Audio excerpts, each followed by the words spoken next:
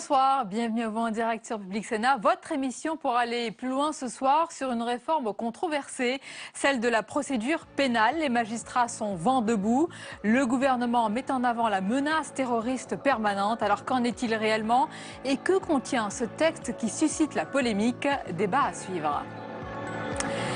Plus grande est la défiance vis-à-vis des médias. D'année en année, la confiance des Français s'érode. Le mouvement n'est pas nouveau, mais il nous interroge tous dans un contexte troublé, avec des sujets d'actualité souvent sensibles. De nombreux invités à notre compagnie pour en parler tout à l'heure. Enfin, loin de l'actualité, plongez ce soir dans l'histoire fascinante des empires. Pour mieux comprendre le monde de demain, retour sur celui d'hier avec un spécialiste reconnu, Thierry Lentz. Il est mon invité pour l'entretien. Voilà pour le programme, merci de votre fidélité. Tout de suite, les repères de l'actualité, c'est avec Sophie Normand-Couturier.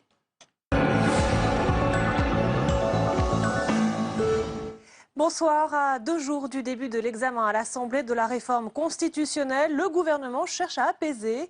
Face à la pression de députés socialistes, il aurait supprimé la référence à l'apatridie dans l'article concernant la déchéance de nationalité.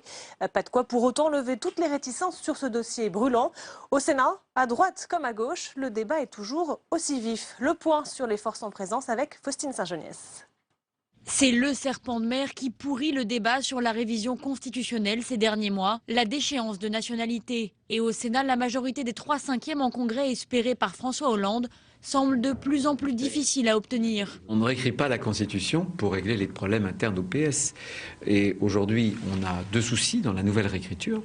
D'une part, c'est qu'on n'atteint pas l'objectif qu'on recherche, c'est-à-dire sur la déchéance pour les binationaux. Et ensuite, on fait bavarder la Constitution. Pourquoi? Parce que quand on parle de déchéance de droit civique, on a déjà tous les outils qu'il nous faut. Les sénateurs de la majorité reprochent au gouvernement de dénaturer le texte initial déposé en décembre dernier. Face à cet effritement des voix, le chef de file des socialistes appelle à trouver un compromis à tout prix en vue du Congrès. Moi, j'en appelle à la responsabilité de tous les parlementaires, et notamment à mes amis socialistes. Il faut trouver un compromis. Il faut que l'unité nationale soit plus forte que tout. Mais dans les rangs socialistes, on préfère attendre la dernière version du texte pour se prononcer. Même prudence chez les radicaux de gauche. Les communistes, eux, sont fermement opposés à une réforme de la Constitution sur ce sujet. Une majorité des Verts devrait leur emboîter le pas. Les manifestations pouvant troubler l'ordre public à Calais interdites, annonce du ministre de l'Intérieur Bernard Cazeneuve, alors que la branche française du mouvement islamophobe Pegida comptait défiler ce week-end dans le centre-ville. Pauline Dame. Pegida ne défilera pas dans les rues de Calais. La manifestation du mouvement islamophobe était prévue samedi. Le ministre de l'Intérieur et le nouveau garde des Sceaux en ont décidé autrement. J'ai demandé à la préfète du Pas-de-Calais de procéder à l'interdiction de toutes les manifestations, quels que soient leurs organisateurs, qui sont susceptibles d'occasionner des troubles à l'ordre public, de telle sorte à éviter dans cette ville des affrontements qui n'ont pas lieu d'être, dont la ville n'a pas besoin. Rassurer des élus en quête de fermeté. Il y a 2 semaines, une manifestation pro-migrants avait débouché sur l'occupation d'un ferry par des migrants et militants altermondialistes. Un tour de vis sécuritaire salué par Natacha Bouchard. Mais la maire de Calais veut aller encore plus loin. Parallèlement, j'ai demandé l'armée. Vous savez que c'est une demande qui n'est toujours pas satisfaite. Selon Bernard Cazeneuve, l'interdiction de manifestation durera aussi longtemps que le climat de tension actuel demeurera. Des actes intolérables. Réaction de Manuel Valls après la fusillade qui a visé la nuit dernière la façade d'une boucherie musulmane et d'une sandwicherie kebab dans la station balnéaire de Propriano en Corse du Sud. Pas de victimes ni de revendications. Des actes qui imposent notre condamnation unanime, a ajouté le Premier ministre. Après les taxis, la semaine dernière, ce sont les chauffeurs de VTC spécialisés dans les transports collectifs qui manifestaient aujourd'hui dans le centre de Paris. Ils protestaient contre la décision du gouvernement de renforcer les contrôles, des mesures prises par le gouvernement pour satisfaire les taxis, selon eux. Ils craignent notamment de ne plus pouvoir utiliser les plateformes internet de réservation. Place à votre premier débat, Sonia, sur la réforme pénale.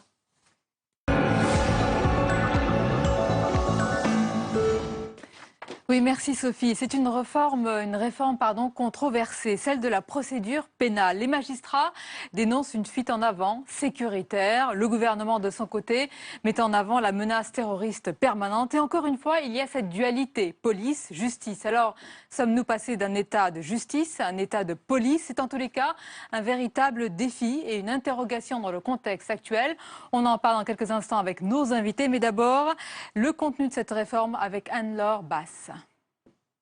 Renforcer l'arsenal antiterroriste en dehors de l'état d'urgence, c'est l'objectif de la réforme de la procédure pénale présentée ce matin au Conseil des ministres.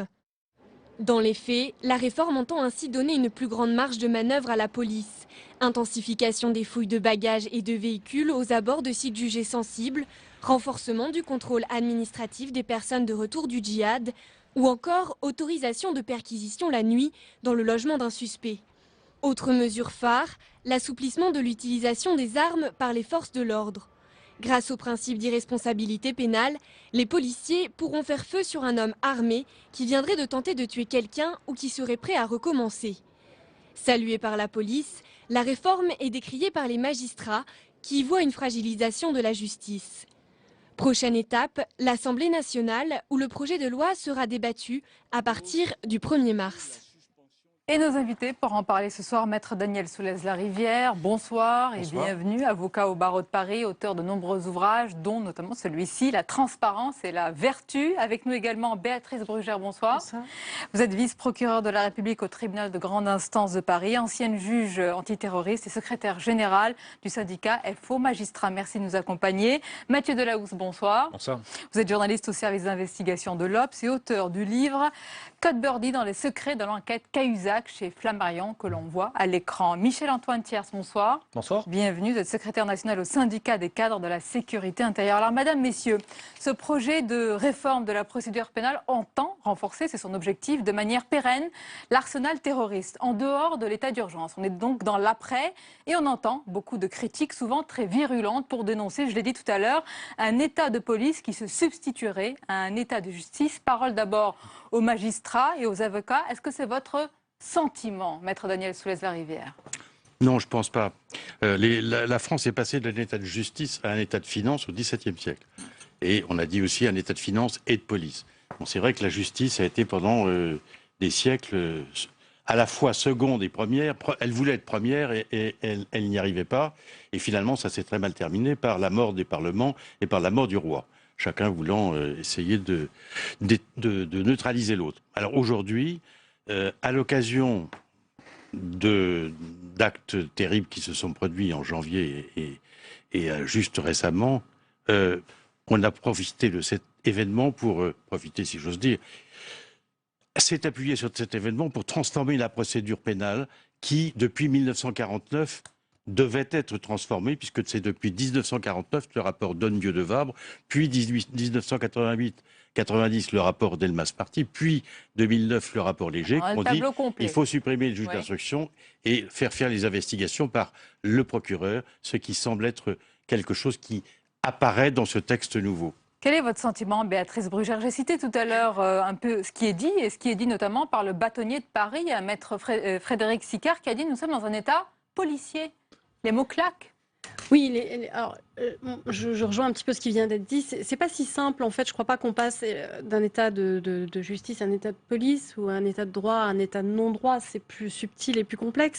Ceci dit, c'est bien parce que c'est plus subtil et plus complexe que ça n'en est pas moins dangereux. Non, nous, on a beaucoup de réserves. Si on avait voulu supprimer le juge d'instruction, comme je viens de l'entendre, si apparemment c'était un souhait ou en tout cas une marche normale de l'histoire, c'est chose faite avec ce projet-là, puisque le juge d'instruction est déjà réduit à une part extrêmement, j'allais dire, congrue dans la procédure. Il est saisi de pratiquement moins d'1%, hein, un demi-%. Donc en donnant, j'allais dire, quasiment tous les pouvoirs au parquet, de facto, on supprime, j'allais dire, l'intérêt d'avoir recours au juge d'instruction, si ce n'est quand le code vraiment nous l'oblige. Mais ce qui est plus intéressant, c'est qu'en fait, certes, ça va être un grand bouleversement, ça je suis tout à fait d'accord, qui est fait de façon un petit peu bizarre, puisque j'allais dire, l'histoire de ce projet est intéressante. Ce projet a été bouleversé, pour pas dire culbuté, par les attentats. Donc on avait un projet initial qui n'est pas tout à fait conforme à ce que l'on a, sur lequel on a greffé, j'allais dire, un objectif sécuritaire lié directement aux attentats. Peut-être une précision, Oui. ce projet au départ avait pour vocation d'accroître les garanties dans le cadre de la procédure pénale, avec un accès au dossier pour les avocats, une simplification de la procédure. Là, c'est tout à fait autre chose. Alors, c'est là où on est un petit peu gêné, c'est qu'en fait, il reste des choses qui sont très intéressantes dans ce projet, qui luttent contre le terrorisme, les armes, la cybercriminalité, sur lequel, j'allais dire, on n'a aucun problème là-dessus, on n'a aucune réserve. Et il y a en effet, j'allais dire, une partie qui a été évacuée, ce qui est bien dommage, qui était toute la partie justement de simplification de la procédure dont on aurait peut-être eu besoin. Mais la nouveauté, ce qui nous préoccupe aujourd'hui, c'est qu'en transférant une grande partie des pouvoirs sur le ministère public, on ne lui rend pas service, ce ministère public, tant qu'on n'a pas réglé lui-même son statut qui est extrêmement fragile. Michel-Antoine Thiers, l'enjeu de ce débat, je vais le préciser, c'est pas seulement de savoir qui de la justice ou de la police va gagner un match. On n'est pas du tout dans ce duel et cette dualité-là, et on le comprend bien, les enjeux sont très importants. Mais est-ce que vous entendez aussi les inquiétudes là, les propos sont plus mesurés. On avait eu un débat il y a quelques jours où on parlait de cet état policier, les propos sont plus mesurés, mais les inquiétudes toujours vives. Est-ce que vous les entendez ? Franchement, pour nous, ce projet de loi, mais très, très clairement, n'institue absolument pas une quelconque forme d'état policier, pour la simple et bonne raison que les policiers ne se voient accorder absolument aucun pouvoir supplémentaire. Et non. Et si on examine le texte, tous les pouvoirs nouveaux sont entre les mains soit du ministre de l'Intérieur, soit des magistrats du parquet, éventuellement du JLD. Le ministre de l'Intérieur qui est quand même, uniquement pour décider de mesures administratives sous sa seule signature. Les policiers en propre n'ont aucun pouvoir supplémentaire. Tout ce qui est possible de faire techniquement de plus dans la lutte contre le terrorisme, ça vient d'être évoqué, la surveillance des mouvements financiers suspects, tout ça, ce qui n'est contesté par personne, obéit strictement au régime de la demande des magistrats ou de l'autorisation préalable des magistrats. Donc les policiers eux-mêmes n'ont rien de plus. Mathieu Delahaut, si je vous laisse, est-ce que c'est le cas ? Est-ce que ce n'est pas des pouvoirs supplémentaires finalement, alors qu'on le présente comme cela, ce projet ? Je pense que c'est un projet qui est assez fondamental dans la mesure où on arrive à une question dure, qui est comment traiter le terrorisme en France. Est-ce que c'est la justice ou est-ce que c'est le ministère de l'Intérieur? Est-ce que c'est l'administration qui le fait? Et très clairement, aujourd'hui, les gens de justice se sentent dépossédés et pas sans raison. Aujourd'hui, les terroristes potentiels étaient suivis par l'administration, par les services secrets, ce qui est bien normal, et par la police. Aujourd'hui, les juges pouvaient ensuite avoir la main sur les enquêtes. Ils ont le sentiment qu'ils ne l'ont plus, à tort ou à raison. Ce qu'il faut souligner, parce qu'il y a un débat très technique sur lequel on peut toujours un peu ergoter autour des mesures de surveillance, mais c'est que pour la première fois, sans doute, depuis quelques années, toute la magistrature de haut en bas, c'est-à-dire des premiers magistrats, la très haute magistrature, la magistrature on va dire de base, et maintenant désormais effectivement les avocats qui s'expriment sur ce point, trouvent qu'on a franchi des limites absolument terrifiantes pour eux en termes de contrôle du juge. Et là, on est dans l'essence d'un débat démocratique très important. Et ce qu'il faut quand même souligner, effectivement, c'est, vous le faisiez tout à l'heure, c'est sur la genèse du texte. C'est un texte qui était censé donner quelques pouvoirs supplémentaires aux avocats d'ailleurs, puisque c'était pour qu'ils puissent jeter un œil à l'intérieur de ce qu'on appelle les enquêtes préliminaires, donc les enquêtes menées par les procureurs, et que finalement, tous les textes venus de l'intérieur et venus de Bercy se sont greffés là-dessus. L'ironie des choses, c'est Christiane Taubira qui aurait dû les défendre initialement. Et c'est effectivement au nom du terrorisme que tout cela est justifiable. Alors, vos réactions, maître? Oui, non, je pense que tout le monde a raison. Le texte est un... Mais qui plus que d'autres? Parce qu'il y a un véritable débat quand même. Hein. Comment? Qui a plus raison que l'autre? Parce qu'il y a un véritable débat entre les deux piliers, police et justice. Écoutez, moi je ne pense pas qu'il y ait une dépossession de la justice, pas du tout. Je pense qu'on est en train enfin d'arriver alors que nous sommes les seuls au monde à avoir encore une institution qui fait à la fois des investigations et du juridictionnel, qui s'appelle le juge d'instruction. Ça fait 40 ans qu'on dit que c'est pas possible. Bon, à l'occasion de ce débat très important et vital, on est venu à la raison, c'est-à-dire qu'il faut effectivement bien en arriver à fonctionner comme la plupart des démocraties, comme pratiquement toutes les démocraties. C'est le parquet qui fait les enquêtes. Il y a un juge de l'instruction, ça s'appelle le JLD aujourd'hui, juge de la liberté et de la détention, et la police est soumise au contrôle du parquet. Et d'ailleurs, monsieur a raison, ça renforce, ce projet renforce certains pouvoirs de contrôle de la magistrature parquet ou siège sur la police. Donc, je ne vois pas du tout un débordement policier. Alors c'est vrai qu'on peut se dire pourquoi avoir mis dans ce texte les perquisitions la nuit, alors que la loi permet le permet déjà. D'accord, oui. Je veux dire, ça n'est pas. Puisque ça ne change rien en plus ou en moins, je veux dire, on aurait pu s'en passer, mais c'est pas un drame. C'est pas le débat. Le débat, l'axe du débat, c'est à l'occasion de ces désastres que nous avons connus, est-ce que on doit changer la procédure mais pénale mettre avec un encadrement, c'est ça la question. Qu'il faille le changer, je crois qu'on est tous d'accord sur ce plateau. La question, permettez-moi, est-ce que c'est le cas, n'est plus de savoir s'il faut adapter notre arsenal antiterroriste, mais comment l'encadrer alors que maintenant, on n'est plus dans une situation d'exception. Ça va être une menace permanente. Oui, mais le code de procédure pénale tel qu'il existait va changer. Il devait changer et à l'occasion de ces événements tragiques, il change. Moi, je ne peux pas dire le contraire de ce que je pense depuis 40 ans. Heureusement, vous êtes cohérent avec vous-même. Béatrice Brugère, pourquoi vous n'êtes pas d'accord? Non, alors il y a beaucoup de choses qui seraient intéressantes sur lesquelles il faudrait rebondir. C'est vrai, il n'y a pas de pouvoir supplémentaire au pouvoir de police. Ce qui se joue, c'est pas exactement ça. Ce qui se joue en effet aujourd'hui, et on voit bien qu'il y a un mouvement anti-juge d'instruction pour certains. On veut la mort du juge d'instruction. Pourquoi pas je veux dire, ça peut se défendre, j'entends ça. Ceci dit, il faut savoir ce qu'on met à la place en termes de garantie. Juste une parenthèse, vous voulez dire on veut la mort du juge d'instruction, donc si... Non, je veux dire, il y a un courant depuis longtemps qui dit, bon, le juge d'instruction... Ancien quinquennat, et ce quinquennat-là aussi n'a plus de raison d'être. Mais c'est un débat récurrent, ça, si vous voulez. Bon, donc... Ça, c'est quelque chose qui est une lame de fond qui revient de manière récurrente. Le problème, on est tous d'accord aujourd'hui, c'est l'efficacité d'une procédure face à des nouvelles menaces. Et dans cette efficacité de la procédure, retrouver un équilibre entre une garantie, je vais dire, des libertés et un objectif de sécurité. On est bien d'accord là-dessus. Sauf que ce qu'on nous propose, moi personnellement, je ne suis pas pour la suppression du juge d'instruction, donc j'adhère pas à ça, mais pourquoi pas? Mais si on nous proposait un modèle qui garantissait, j'allais dire, ces deux objectifs, oui. Sauf que pour l'instant, c'est pas le cas parce vous que estimez qu'il n'y a pas les conditions réunies. Parce qu'en fait, qu'est-ce qui se passe, c'est que le parquet aujourd'hui est doublement en danger. C'est-à-dire que à la fois on lui donne énormément de pouvoir, et là il y a un paradoxe, c'est qu'aujourd'hui notre procédure devant le juge d'instruction, elle est extrêmement, j'allais dire, protectrice en fait des droits, puisque tout est contradictoire, tout peut faire l'objet d'un appel. C'est même trop, j'allais dire, puisque on s'en plaint que c'est une procédure complexe. Non. Donc en fait, on a une procédure très aboutie en termes de garantie. Et là, on va vers une sorte de régression, puisqu'on va mettre les mêmes pouvoirs aux mains du parquet et on va mettre un juge alibi, parce qu'il n'y a pas d'autre mot, parce qu'il faut savoir quand même comment ça fonctionne.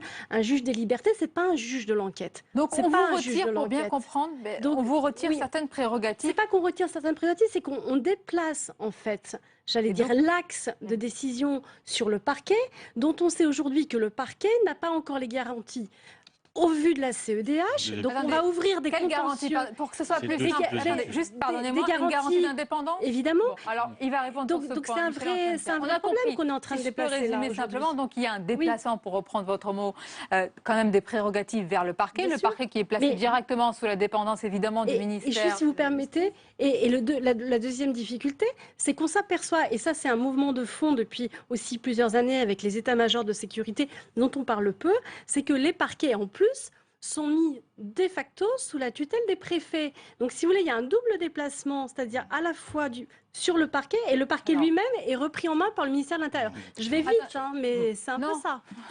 Vous êtes dur avec les procureurs. Je suis obligée d'aller vite, mais je peux non, mais c'est vite.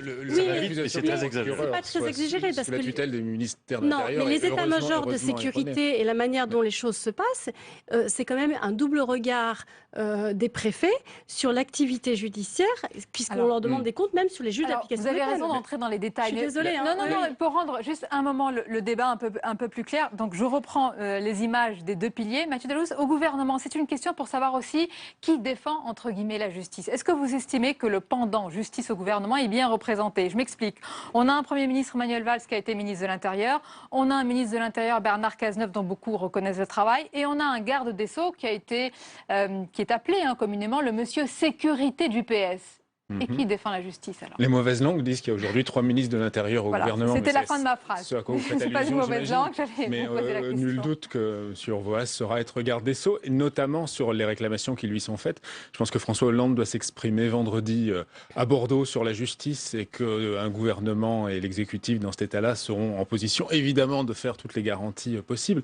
Mais sur les exemples techniques qu'on donnait et qui représentent la justice au sein du gouvernement, les équilibres, encore une fois, sont fondamentaux, et ils ont une seule illustration, à mon sens, c'est la mise en détention, le placement, ce qu'on appelle le contentieux de la liberté chez les juristes que vous êtes. Mais c'est vrai que la question aujourd'hui est de savoir, est-ce que, notamment sur une retenue qui soit une retenue de 4 heures en cas de suspicion de terrorisme, ou qu'elle soit plus longue, puisque le texte pendant un temps venu de l'intérieur envisageait que ce soit plus long, est-ce que c'est un juge de l'ordre judiciaire, ou est-ce que c'est un préfet qui peut contrôler avec quelques garanties au passage? Mais il y a quelque chose d'extrêmement fondamental sur la façon dont on peut retenir aujourd'hui des gens qui seraient suspectés de terrorisme. Et encore une fois, je pense que le contexte joue beaucoup. C'est des mesures, on sera tous d'accord. Si on pose la question le 14 novembre de savoir s'il faut contrôler les coffres des voitures, voir s'il y a des armes et retenir les gens sans aucune garantie, tout le monde sera d'accord. Mais en termes de loi sur la durée, est-ce que dans la durée, on peut garantir le fait qu'on puisse apporter des garanties aux individus, quels qu'ils soient? La question est posée là-dessus, elle est posée au long terme. C'est la question qu'on vous pose, Michel-Antoine Thiers, en comprenant parfaitement, évidemment, le travail qui doit être effectué, on le soutient tous. Est-ce que la France peut s'accoutumer, ou risque de s'accoutumer de certaines procédures d'exception, au point où elle se retrouve dans le droit commun? Est-ce qu'on peut glisser de ce terrain-là vers un autre terrain? Est-ce que ces mesures d'exception peuvent empiéter sur le droit commun? Pour le coup, elles n'empiètent pas.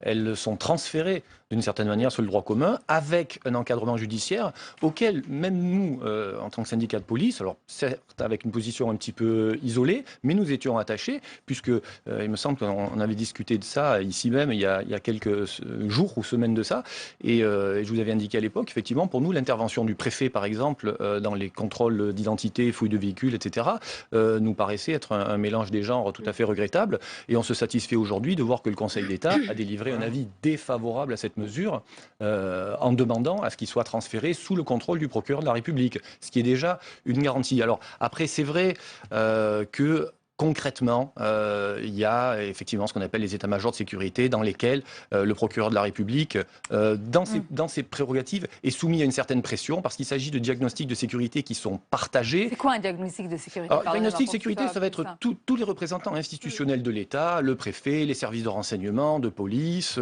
les représentants du parquet, qui se réunissent et chacun y va de ses statistiques, de ses analyses locales ou plus générales sur ce qui ne va pas sur leur ressort de compétences. Bon, à partir de là, on établit des politiques pénales locales, des modes d'action particuliers, des opérations qu'on souhaite programmer, etc. Il est bien évident que si la responsabilité d'une opération, qui peut avoir un caractère répressif mais également préventif, repose uniquement sur la décision du procureur, ce dernier, je dirais, il est au bout de l'entonnoir et il subit la pression de tous les autres. Ce sont des procédures collégiales? La procédure est collégiale, mais la décision va reposer sur le magistrat. Ce qui, effectivement, place le procureur de la République dans une position délicate. Moi, je voudrais vous poser une question plus générale. Il faut savoir, c'est que 97%, plus de 97% des informations, des préparations des affaires pénales sont pratiquées selon le mode de l'enquête préliminaire, c'est-à-dire l'enquête policière dirigée par le parquet.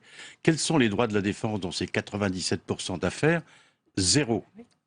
Aujourd'hui, avec ce texte, commence, après le rapport Beaume qui traitait ce sujet, avec ce texte commence l'arrivée de la défense à certains moments de l'enquête, en faisant le tri entre la période qui est nécessairement secrète si on va faire un travail d'investigation sérieux, parce qu'on ne va pas à la chasse avec un tambour et avec une trompette, et y compris médiatique particulièrement.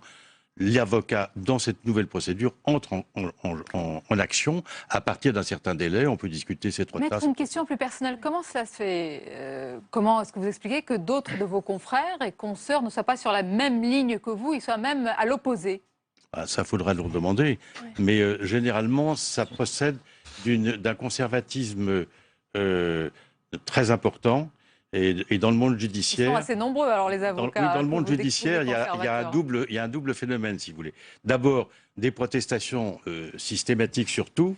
Bon, et ensuite, quand il s'agit de changer les choses, un conservatisme surtout. Bon, là, en l'espèce, la transformation de l'instruction, elle est à l'ordre du jour depuis l'après-guerre. On va enfin y arriver. Je pense que c'est bon pour les libertés publiques, c'est bon pour la défense que ces 97% d'enquêtes soient faites maintenant avec un avocat à certains moments du dossier. C'est mieux que rien. Oui, non, je ne partage pas tout à fait cet avis parce qu'en fait, dans le projet de loi, c'est très clair.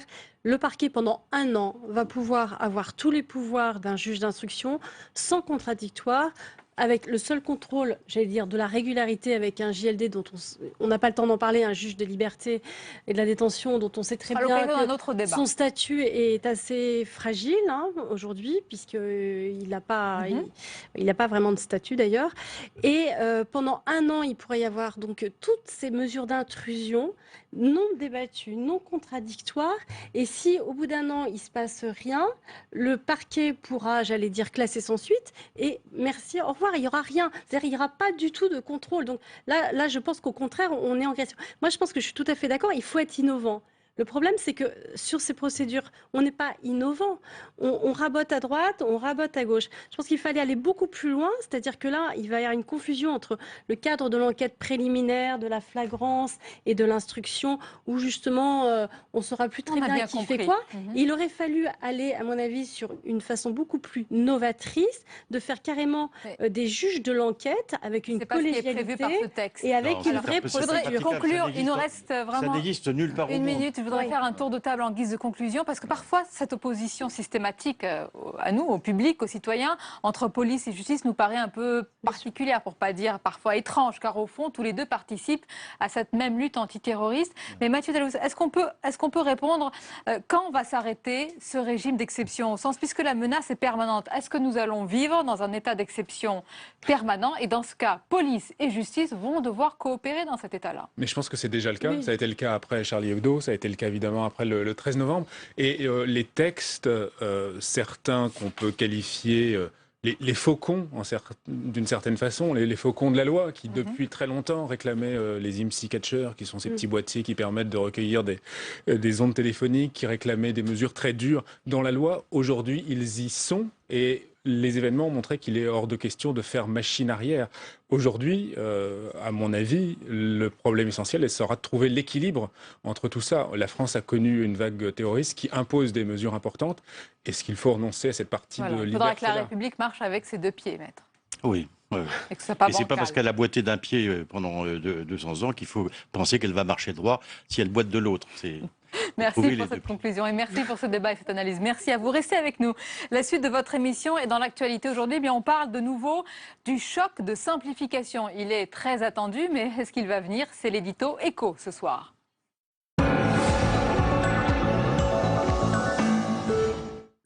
Manuel Valls a donc annoncé aujourd'hui la quatrième vague de simplification administrative en faveur des entreprises. On en parle avec notre chroniqueur, Jean-Louis Gombaud. Bonsoir. Bonsoir Sonia. Jean-Louis, 4e vague. On va d'abord dresser le bilan des 3 premières, si vous le voulez bien. Qu'en est-il? C'est compliqué. C'est compliqué à dire justement sur cette simplification. Alors les trois premières vagues, en gros, on est sur 200 mesures de simplification. Le Premier ministre nous a dit la moitié est déjà effective. Donc, mais quand on interroge les entreprises, on s'aperçoit que les 2 tiers d'entre elles disent mais j'ai rien vu. Donc il y a quand même une contradiction entre les deux et c'est un petit peu normal si vous voulez parce que avec à peu près les plusieurs milliers, dizaines de milliers de mesures administratives, une centaine, 150 simplifications, ça ne doit pas peser bien lourd dans les effectifs pour les entreprises. Et pourtant le Premier ministre nous a dit tout ce que j'ai fait, ça a permis quand même 2 milliards d'économies aux entreprises et ça effectivement c'était un calculateur international, je ne sais pas très bien comment il est fabriqué, mais on arriverait à 2 milliards. Or, ce qui a été fait quand même n'est pas négligeable. Par exemple, des simplifications sur les marchés publics dont 20 000 entreprises auraient bénéficié, simplification vis-à-vis de l'administration fiscale, vis-à-vis de l'administration des douanes, un seul formulaire, quelles que soient les régions où vous exportez, alors qu'avant il en fallait au moins une quinzaine. Tout cela n'est pas négligeable. Et notamment sur les nouvelles qui sont annoncées, il y en a une qui m'apparaît intéressante, c'est le simulateur d'embauche. C'est-à-dire que vous envoyez à l'administration l'ensemble des caractéristiques de votre embauche, les effectifs de votre entreprise, la structure des salaires, les aides. L'administration vous répond sur les aides dont vous pourrez bénéficier et vous avez en bas de la page exactement ce que vous coûtera le nouvel embauché. Et ça peut faciliter l'embauche. En revanche, le Premier ministre nous avait dit en 2016, ça sera l'année de la simplification du bulletin de salaire. Oui, or, dans ces propos que j'ai entendus cet après-midi, il n'est pas question de la simplification du bulletin de salaire. Donc celle-là nous manquera. Jean-Louis, vous voyez venir la question, pourquoi c'est si compliqué de faire ça? Alors, c'est vrai que c'est très compliqué parce qu'il y a une enquête internationale qui a été faite sur 144 pays et la France est le 126e pour sa lourdeur administrative. Et il y a des raisons à cela. D'abord, il y a l'État. La France est un pays qui a été construit autour de l'État. Je ne vous fais pas toute une histoire, c'est déjà bien connu. Et donc, il y a une administration. Et quand vous dites à une administration, il faut simplifier, l'administration se sent en fait agressée. Elle dit, attends, c'est mon job de faire le contrôle. Et donc, on parle beaucoup de politique, mais dans la politique, il y a le rôle de l'administration qui est extrêmement important. Par ailleurs, en France, il y a une méfiance de l'administration vis-à-vis des entreprises. C'est-à-dire que plus on contrôle, moins on aura de chances de se faire flouer. Ensuite, il y a quand même des problèmes techniques. Des problèmes techniques. Par exemple, on a beaucoup simplifié les déclarations sociales. C'est-à-dire qu'au lieu d'en envoyer beaucoup, on n'en envoie plus qu'une. Mais les entreprises ont dit, ah c'est très bien, c'est simplifié, mais moi, il faut que je change tout le logiciel de mon entreprise. Donc ça me complique l'affaire. Par ailleurs, les politiques, ils font des lois. Et les lois, ça fait des normes. Et les normes, ça fait de la lourdeur administrative. La liste est longue, oui. Donc, on a donc un circuit, par exemple sur les taxis, en 2 ans, l'administration en matière de taxis n'a fait évidemment que gonfler quand on voit les événements actuels. Alors vous posez la question, pourquoi c'est si compliqué? Je crois que la réponse c'est parce que la France est compliquée. Voilà une réponse claire. Merci beaucoup Jean-Luc Gombaud pour votre analyse. Tout de suite les repères de l'actualité avec Sophie Normand-Couturier.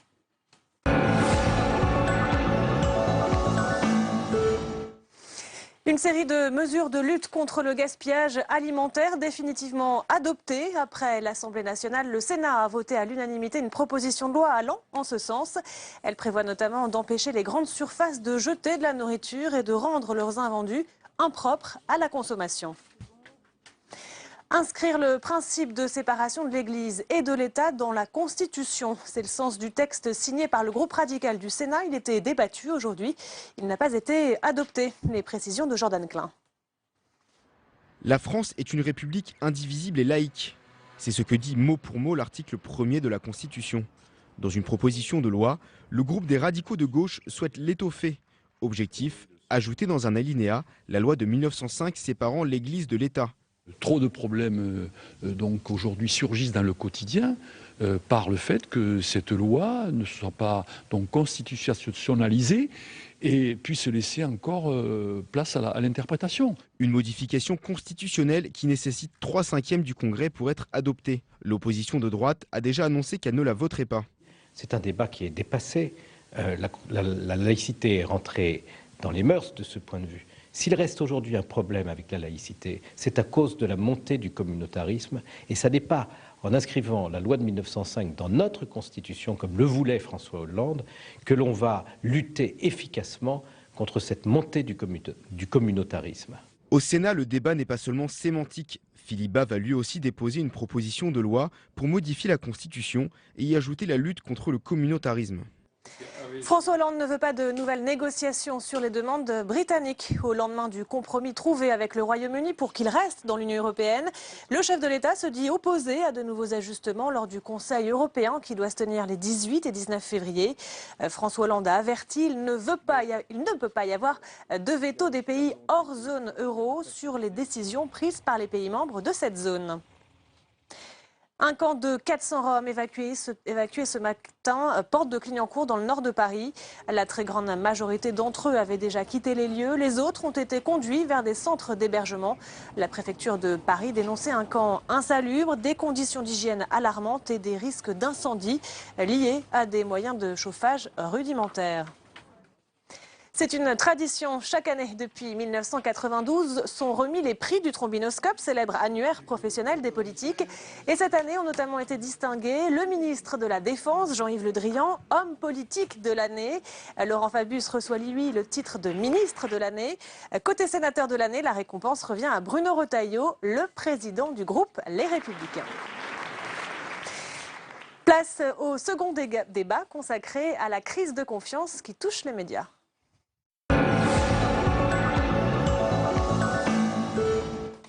Oui, la méfiance et même la défiance grandit. Alors ce n'est pas nouveau, bien sûr, cela fait déjà un certain temps qu'aux yeux des Français, des citoyens, les médias sont très mal classés. Mais y a-t-il eu une rupture plus importante dernièrement, dans une période troublée avec des thèmes complexes? Eh bien, le rôle d'informer, d'expliquer est souvent mis à mal. On entend souvent d'ailleurs cette expression « on nous cache des choses ».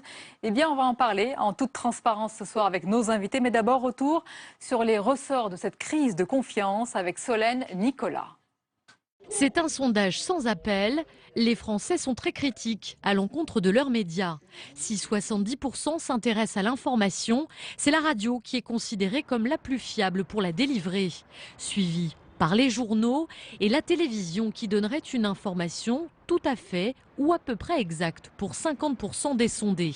Internet est en revanche le média jugé le moins fiable, en particulier les réseaux sociaux. 40% affirment ne pas croire du tout à ceux qui lisent sur Facebook ou Twitter. Le sondage révèle le regard sévère porté par les Français sur l'indépendance des médias. Il serait 64% à penser que les journalistes ne résistent pas aux pressions du pouvoir. Et nos invités pour en parler ce soir, Isabelle Vera-Masson, bonsoir et bienvenue, historienne des médias, directrice de recherche au CNRS, directrice du laboratoire communication et politique précisément. Emmanuel Rivière nous accompagne, bonsoir. Bonsoir. Directeur de l'unité stratégie d'opinion chez TNS Sofres, qui est d'ailleurs à l'origine du baromètre annuel autour de la confiance dans les médias. Philippe Moreau-Chevrolet, bonsoir. Bonsoir. Bienvenue, communicant, président de MCBG Conseil. Et avec nous ce soir, Jean-Marc Mériot, bonsoir. Bonsoir. Bienvenue à vous, vous êtes le directeur général du réseau Canopé Le Clémy. C'est en fait un réseau de création et d'accompagnement pédagogique. On va avoir l'occasion d'en parler et d'expliquer votre travail. Alors, madame, messieurs, la question de la méfiance, Isabelle Vera-Masson, de la défiance n'est pas nouvelle, bien sûr. Mais est-ce que vous estimez que dans un contexte plus complexe, où les thèmes abordés sont de plus en plus sensibles, on va en parler, le rapport déjà des citoyens vis-à-vis des médias se pose différemment aujourd'hui? Non, non, non. C'était incroyablement, finalement, constant. La défiance à l'égard des médias date depuis de nombreuses années. On a vu le moment où, d'ailleurs, où les courses sont croisées. C'est-à-dire que, décidément, la télévision est considérée comme, à partir d'un certain moment, le moins fiable des médias. La presse écrite, moins elle avait d'importance, moins elle était lue et plus elle était considérée comme importante et crédible. Et on voit bien qu'il y a un décalage entre presque une corrélation inverse entre le pouvoir que l'on attribue aux médias et la confiance qu'on leur fait. C'est-à-dire que plus on pense qu'un média est puissant et moins on lui fait confiance. Et d'ailleurs, on voit bien que Internet subit cela. C'est-à-dire qu'à un moment donné, on commence à comprendre comment fonctionne Internet et on commence à s'en méfier de plus en plus, alors que avant, évidemment, ne sachant pas, on avait le sentiment que c'était là qu'était la vérité. Donc, c'est toujours la même chose et c'est même presque étonnant parce qu'il y a eu des grands moments d'actualité. On le sait, les attentats auraient pu inverser ou modifier le rapport entre les auditeurs et la réception et l'émission. Et en fait, il y a assez peu de changements, je trouve. C'est ce que vous observez, Emmanuel Rivière. Il n'y a pas de changement, peut-être d'accentuation, justement, de cette défiance, cette méfiance, compte tenu du contexte plus troublé, plus compliqué? Il y a des changements de perception quand même dans les événements, quand on est vraiment au cœur des événements. Il se trouve que l'an dernier, nous avions fait ce baromètre exactement à la même époque. Et à la même époque, nous l'avions fait, c'est-à-dire entre le 8 et le 12 janvier 2015. Je vous rappelais l'actualité de cette période, hein, les attentats à Charlie Hebdo le 7 et la manifestation le 11. Et à ce moment-là, on avait vu un regain formidable de la crédibilité des trois médias, d'ailleurs, télé, radio, presse écrite et, dans une certaine mesure, Internet. Parce qu'on était au cœur de l'événement et cet événement avait très ponctuellement fabriqué un consensus. Et donc, fort de cette expérience de 2014, nous nous attendions à ce que ce baromètre du début de l'année 2016, pardon, l'expérience de 2015, reproduise la même chose, puisque les attentats datent de quoi? 2 mois? Ben non, c'est retombé en fait. Et c'est retombé parce que derrière les attentats, il y a eu des sujets de clivage, avant les attentats aussi. C'était ma question. Et quand il y a clivage, quand il y a clivage, c'est-à-dire qu'est-ce qui a créé du clivage? Les sujets politiques ont créé du clivage. La manière dont les médias ont parlé des élections font partie des sujets qui ont un petit peu fâché. La manière dont on a parlé des migrants a fâché. La manière dont on a parlé du petit Thaïlande, on n'est pas complètement satisfait. En revanche, c'est vrai qu'un sujet de consensus tel que les attentats et jusqu'à aujourd'hui l'état d'urgence, là, les gens considèrent qu'on en a plutôt bien parlé. Mais on va s'arrêter sur ce point parce qu'il est essentiel. Philippe Moreau-Chevrolet, on va prendre les différents sujets. La lutte contre le terrorisme d'un côté, les migrants, la religion également. On a beaucoup entendu cette phrase posée en préambule que nous avons posée, pas d'amalgame. Pas d'amalgame, certes, mais est-ce que cela n'a pas contribué justement à anesthésier le débat et à faire grandir parfois la méfiance et la défiance vis-à-vis des médias? À force de dire pas d'amalgame, eh bien, on ne débat pas vraiment parfois. Non, en fait, il y a un rejet des élites qui est global et qui est quand même assez profond dans la société française. Et les médias sont associés aujourd'hui aux élites et en particulier aux élites politiques. Donc en fait, il y a une perméabilité croissante du rejet des politiques sur les médias. C'est-à-dire qu'on rejette les médias parce que de plus en plus, on ne distingue plus finalement des élites politiques. Et ce qui explique ça, pour moi, c'est un peu le système français qui est un système très hypocrite, où en fait l'axe communication politique, parce que moi je suis un communicant, la communication politique, elle est réduite à passer par un tout petit trou d'aiguille qui sont les médias. On a interdit absolument tout le reste. À l'époque de Mitterrand, on avait des 4x3, on avait des spots publicitaires à la télé, à la radio. On estimait que c'était pas moral. Fort bien, d'accord. Donc tout passe par les médias, ce qui signifie que les journalistes, ça représente une cible pour les politiques. Tous les politiques les attaquent. Donc la consanguinité, tout ce qu'on dit sur le fait qu'ils se fréquentent, etc., c'est normal. Il n'y a pas d'autre moyen pour un politique de se faire connaître en France que d'être dans les médias. Il faut comprendre ce que ça veut dire. Vous êtes un outsider comme Barack Obama. Ce que je dis souvent, c'est que Barack Obama en France, il ferait la sécurité à l'entrée de Solferino. Voilà, ce serait ça, Barack Obama. Parce qu'à l'époque, il a levé de l'argent, il a pu faire campagne, c'était un outsider, il est devenu président de la République. C'est une histoire qui n'est pas une histoire pour l'instant française. On va réagir sur les différents points que vous évoquez dans votre argumentaire. Jean-Marc Mérieux, il y a aussi un autre aspect que je veux tout de suite aborder avec vous, c'est l'éducation, la pédagogie, le rôle évidemment de l'éducation nationale et aussi de ce que vous faites. Est-ce qu'il faut une pédagogie bien plus importante quand on est dans un monde d'images comme celui-ci? Par rapport au choc des images, justement, il faut contextualiser, comme on le dit, davantage? Non, je pense que l'enjeu, c'est de prendre conscience que l'éducation aux médias et l'information est une nécessité pour l'école. Donc, à travers ça, on est amené à pouvoir aujourd'hui proposer le fait que les enseignants intègrent aussi pleinement dans leur pratique pédagogique la question de l'éducation aux médias et à l'information, et aussi de manière totalement transversale. C'est-à-dire que ce n'est pas une discipline à part entière, il faut que ça puisse transcender l'ensemble des enseignements. Et en ça, je pense qu'il y a une prise de conscience de l'ensemble de la communauté éducative autour de l'importance de l'éducation. Elle est récente, cette prise de conscience? On va dire qu'elle date de la loi de refondation de l'école, parce que c'est la première fois qu'on a mentionné l'éducation aux médias et l'information dans une loi de l'école. Et donc, on peut se dire que enfin, alors il y avait, je vais revenir aussi bien évidemment sur le CLEMI que je représente ce soir, qui est le Centre de liaison d'éducation aux médias et à l'information, qui a une histoire, on va dire, qui a plus de 30 ans d'histoire, mais qui a été souvent porté dans une logique par des enseignants engagés, qui étaient amenés à pouvoir dire il faut que l'éducation aux médias et à l'information soit au cœur de l'école. Aujourd'hui, le fait que ça soit reconnu dans le cadre de la loi de refondation de l'école est une avancée absolument essentielle et fondamentale. Mais c'est un combat que vous portez depuis longtemps, Isabelle Verlin, c'est important. Les profs ont toujours été très à l'avant-garde de cette prise de conscience du rôle des médias et de l'image. Enfin, on le sait pour le cinéma, on le sait pour la radio et la télévision. Moi, je crois aussi ce n'est pas pour dire que le CLEMI n'est pas utile, au contraire, mais les Français ont le sentiment de bien comprendre les médias, d'être capables de les analyser, de les critiquer, de les mettre à distance. Ils sont tous, comme je dis souvent, des experts en analyse et en critique médiatique, et c'est aussi ça qui les rend critiques, c'est-à-dire, et on le voit bien en ce qui concerne les attentats, ils jugent. Ils ont jugé la manière dont les journaux, les chaînes d'information continue avaient traité Harakiri, ils ont jugé meilleure, la manière dont les chaînes avaient traité les attentats récents. Donc, ils ont cette expertise, ils ont le sentiment qu'on ne leur fait pas le coup, qu'ils sont tout à fait capables, et ça les rend de plus en plus critiques. Et on voit bien que c'est surtout par rapport aux médias les plus massifs dont ils essaient de se détourner. Chacun considère, comme on le disait à l'époque, on n'est pas télé. C'est-à-dire que pour eux, l'intelligence, la capacité d'être citoyen, c'est de critiquer les médias. Donc c'est vrai, il y a cet aspect, je n'aime pas les élites, mais il y a aussi cette volonté de reprendre à son compte son destin et son analyse politique. C'est vrai que ce qu'ils nous disent, en fait, quand on a les chiffres que vous avez rappelés tout à l'heure, c'est que c'est jamais tout à fait exact ce que racontent les médias, mais c'est jamais n'importe quoi non plus, en fait. C'est plutôt oui ou plutôt pas bon. Il y a cette distance, plus que de la méfiance d'ailleurs. C'est une volonté de ne pas se faire avoir, de ne pas se laisser avoir. Mais ça, il faut l'analyser. Hein. Pourquoi? Vous avez évoqué tout à l'heure les thèmes, ce fameux pas d'amalgame qu'on a dit, etc. Est-ce que vous voyez d'autres éléments de la manière d'aborder? Ce que citait Philippe Moreau-Chevrolet à l'instant, cette espèce d'entre-soi supposé de ceux qui nous dirigent et ceux qui nous les montrent alors c'est le chiffre d'ailleurs le plus critique de notre enquête, hein, il n'y a qu'un quart des interviewés qui estiment que les journalistes seraient indépendants des puissances d'argent et des puissances politiques. D'où cette sensation qu'il faut être prudent dans ce qu'on nous raconte et être capable de faire la part des choses et d'essayer de comprendre s'il n'y a pas une espèce d'agenda caché ou de tentative un petit peu manipulatoire.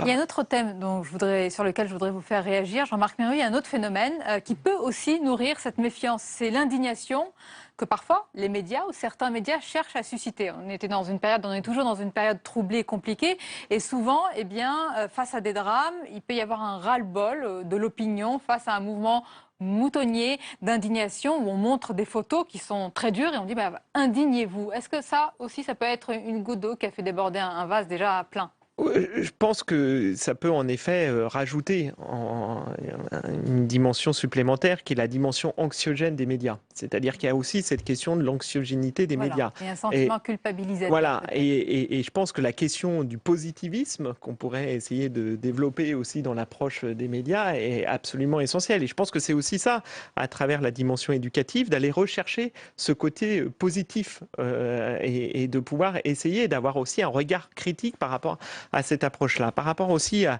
la question de la consommation média, certes, tout le monde peut être informé et peut se considérer comme un expert, mais je pense qu'il y a aussi la consommation des jeunes face aux médias. Et cette consommation des jeunes, elle a quand même aussi beaucoup évolué, puisque nous ne sommes plus sur des médias traditionnels, nous sommes sur d'autres médias, l'information arrive directement, ils sont tous connectés, ils ont une approche complètement différente aussi de cette consommation média, et ils sont eux-mêmes, et ils souhaitent eux-mêmes être acteurs des médias. Et donc cette dimension-là fait qu'aujourd'hui, ça intègre. Mais comment aussi... vous l'appréhendez concrètement dans vos travaux? Il y a ces différents médias auxquels les jeunes se réfèrent, et puis à l'autre bout, vraiment de l'échiquier, il peut y avoir une remise en cause, sans aller jusqu'à la théorie du complot, mais ça a été l'un des débats et l'un des sujets majeurs après les attentats. Comment vous essayez de canaliser tout cela? Pour faire une bonne éducation aux médias, il faut faire un média. Il faut pratiquer le média. Et donc, c'est la question de comment on développe des médias au sein de l'enceinte scolaire. C'est-à-dire passer par la web radio, par la web TV, par du journaux lycéen, par du journaux collégien. Et c'est à travers la création du média qu'on va comprendre comment être acteur et comment on va comprendre comment se fait un média. Alors, c'est tout le lien aussi réel qui doit exister entre le monde de l'éducation et le monde des médias. Et c'est un travail qu'on effectue aussi pour pouvoir faire que les journalistes viennent dans l'enceinte médiatique, dans l'enceinte scolaire, pour pouvoir aussi apporter toute leur expertise et faire comprendre comment le média se construit. Et ça, c'est absolument essentiel. Si on n'a pas ce côté où on pratique à un moment ou à un autre le média, il est beaucoup plus difficile aussi de le comprendre.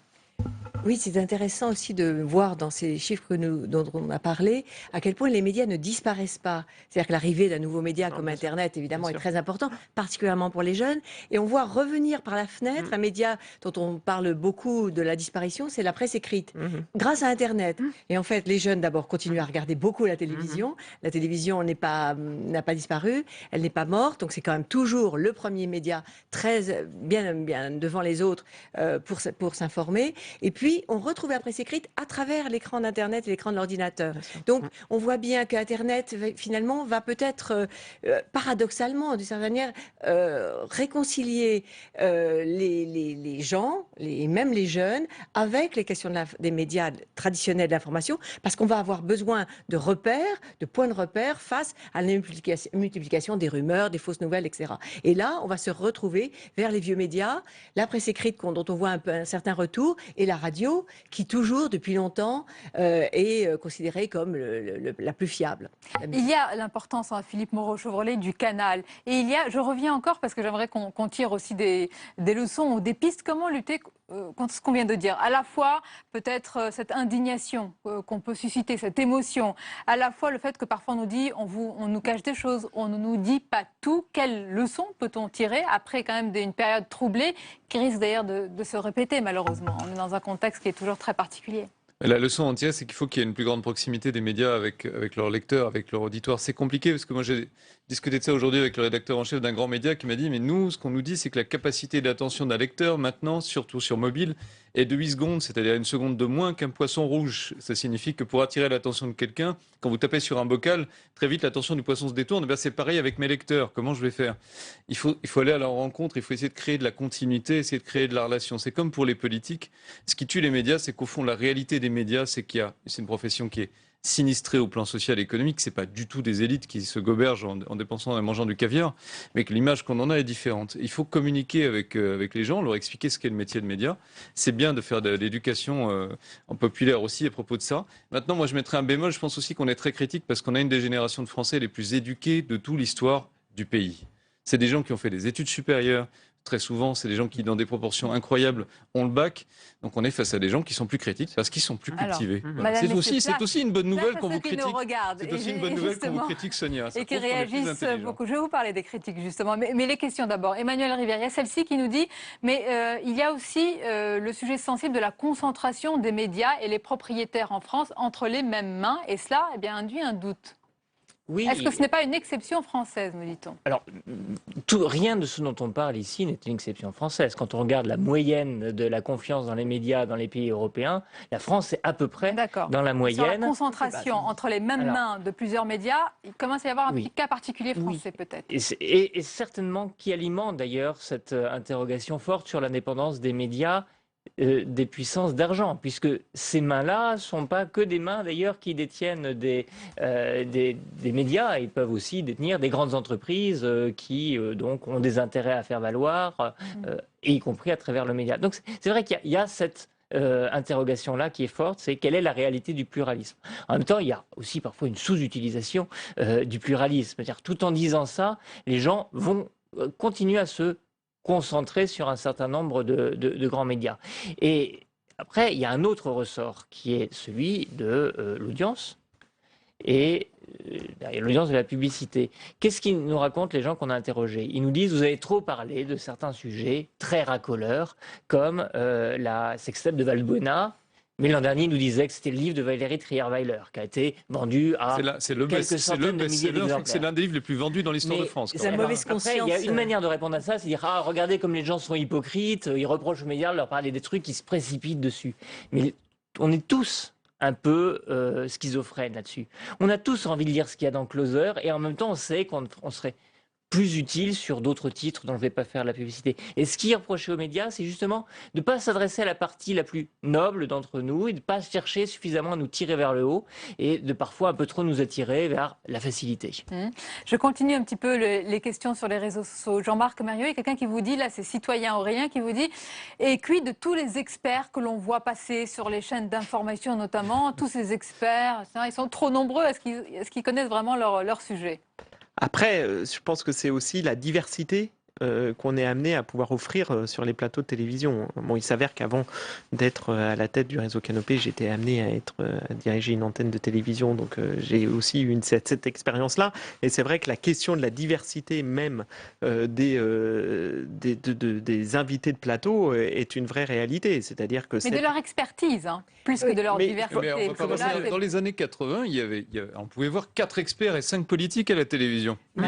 Non, mais est-ce qu'on préfère revenir à cette période-là ou est-ce qu'on préfère avoir, certes, un personnel politique qui va à la télévision en plus grand nombre avec moins de compétences, mais avec plus de diversité. C'est une vraie question. C'est une vraie question, oui. Non, puis les experts ne viennent pas de nulle part, quand même. Il y a une multiplication des experts qui posent parfois certaines questions. Alors écoutez, moi je crois que la multiplication des experts est plutôt le signe qu'on va chercher l'expertise là où elle est. Parce qu'il y avait avant, rappelez-vous, on appelait ça des grands intellectuels médiatiques ou des petits intellectuels médiatiques et qui parlaient de tout, sur tous les sujets. Je crois que ceux-là sont, alors là, pour le coup, de plus en plus dévalorisés et on va essayer de chercher des gens qui sont pointus dans leur domaine. Alors il y a des guides, il y a des bases de données qui permettent quand même de chercher des gens sur ça. Et ils ne viennent pas de n'importe où, ils viennent en général de lieux, d'institutions dans lesquels ils ont déjà été sélectionnés. Les médias ne créent pas d'expertise, ils vont chercher là où les experts ont été sélectionnés par d'autres institutions. Mais je pense qu'aussi par rapport à cette question-là, c'est qu'on cherche de plus en plus de spécialités, parce que le numérique nous amène aussi vers la spécialité. C'est-à-dire que... Puis elle le rend possible. Et elle le rend possible. Donc du coup, on va chercher de plus en plus loin la spécialité qui va nous permettre d'avoir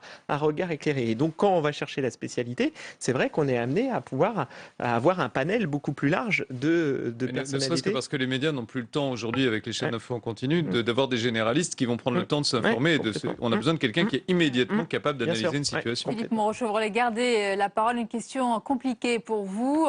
C'est Samir qui nous demande, mais comment garantir l'indépendance entre le journaliste politique et le responsable politique? Il faut permettre aux politiques d'avoir plus d'expression en dehors des canaux journalistiques. Et c'est comme ça qu'on va séparer les deux. Aux États-Unis, on a beaucoup plus de canaux d'expression quand on est un responsable politique. Donc on va moins s'incoquiner avec les journalistes qui vont être plus indépendants parce que les politiques vont pouvoir communiquer plus massivement avec la population. Si le seul endroit par lequel vous pouvez communiquer avec la population, c'est une personne, vous allez essayer de séduire cette personne par tous les moyens. Tout le monde va essayer de la séduire. Il est possible que ce soit plus fragile finalement qu'une construction plus complexe. Emmanuel Rivière, une autre question. Beaucoup de journalistes cherchent à se mettre trop en avant lors de leurs interviews. Il y a un phénomène de starification qui est agaçant.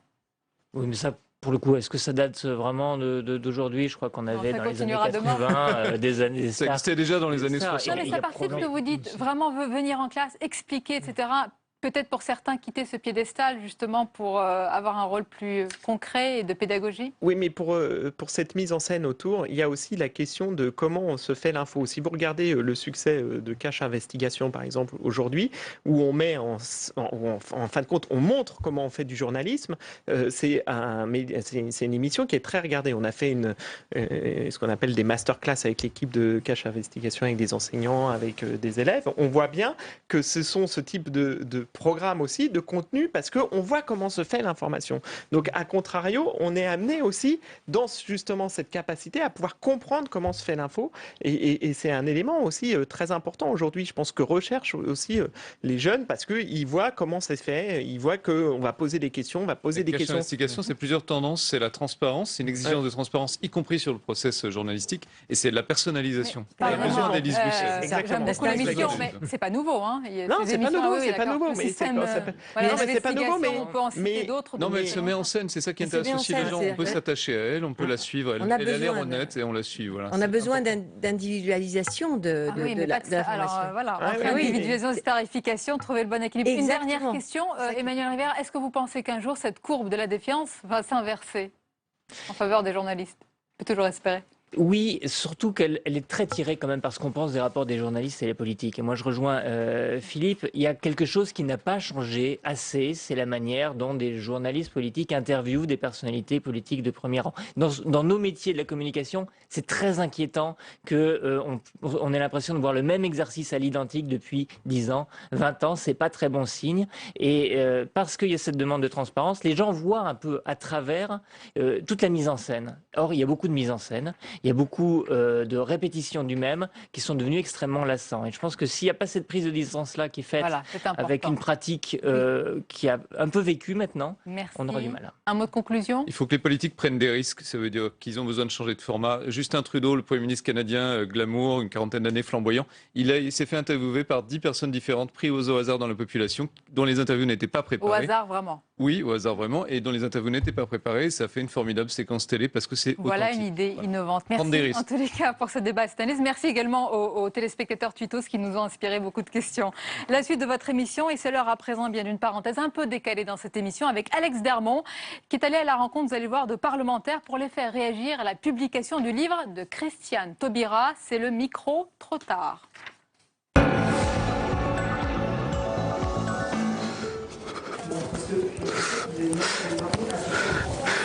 Je ne veux pas avoir la force de faire un micro trop tard.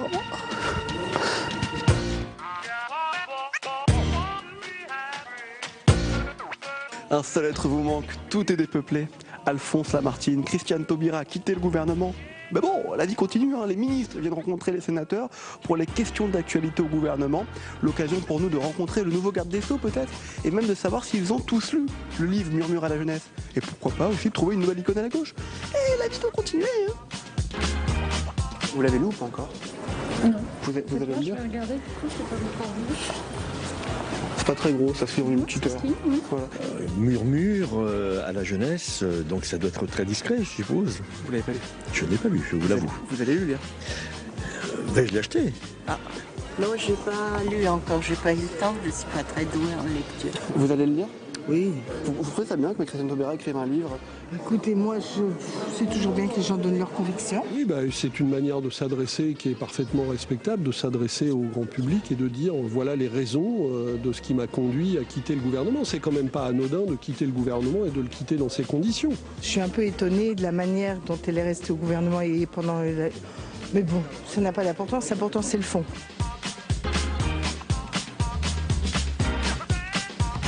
Dingue, c'est qu'à chaque fois qu'une femme quitte le président, elle écrit un livre. Donc quand on me quitte, on n'écrit même pas un texto et tout. Il est fascinant, cet homme, comment il fait? Il doit être plus inspirant que vous. C'est gentil, merci. C'est pas juste, hein. C'est pas sympa. Je vous comprends. C'est parce que vous ne méritez pas, manifestement. Ah, vous croyez? C'est que tu ne choisis pas les bonnes femmes. Ah bon? Non. Il faut que tu choisisses des femmes qui ont du caractère. Je vous ferai un message, un tweet. Un tweet? Pour le partager avec plus de monde. Ah, super. Comme ça, on pourra vraiment dire que vous m'appréciez aux yeux de tout le monde. Voilà. Bonne journée. Merci à vous. Monsieur Le Foll, bonjour, juste, j'ai un grand projet pour vous en fait. Oui. Depuis le départ de Christiane Taubira, il faut une nouvelle icône à gauche et je pensais à vous. Oui. Est-ce que vous seriez éventuellement intéressé par le poste? Il faudrait se mettre au vélo. Non mais écoutez, moi les icônes, c'est pas trop dans mon dans ma culture. Hein. Oui. Moi je fais du vélo tout le week-end chez moi dans la Sarthe. Ça me permet d'ailleurs de réfléchir et d'être un peu tranquille pendant 1h30, 2 heures. J'ai fait du vélo. Donc, vous mettre au vélo, écrire des beaux discours, être d'accord tout le temps avec François Hollande. Pourquoi vous voulez absolument chercher à remplacer? Icône à gauche, je veux dire, on a mis des icônes à droite, mais à gauche, on manque d'icônes, vous ne trouvez pas? Ça m'intéresse. Quelles icônes à droite nous avons? Ah, moi, je ne sais pas. Vous savez, les icônes, c'est l'histoire qui le dit, hein. On ne se décrète pas. Ça veut dire que c'est possible, ça peut être vous? Ah, ça veut dire qu'en tout cas, moi je sais faire du vélo. D'accord. Voilà, ça je vous le confirme. Ça veut dire que je ne sais pas en faire? Et oui, je pense que vous ne savez pas en faire. Vous ne savez pas jouer au foot non plus, vous n'avez pas une allure très sportive. Ah bon? C'est un vrai problème. Oui. Je vais en parler d'ailleurs à la chaîne Public Sénat. Oui. Et voilà, il en a pris pour son grade, Alex Darmon. Allez, il est 23h passé, tout de suite le rappel des principales informations de la soirée. C'est avec Sophie Normand-Couturier.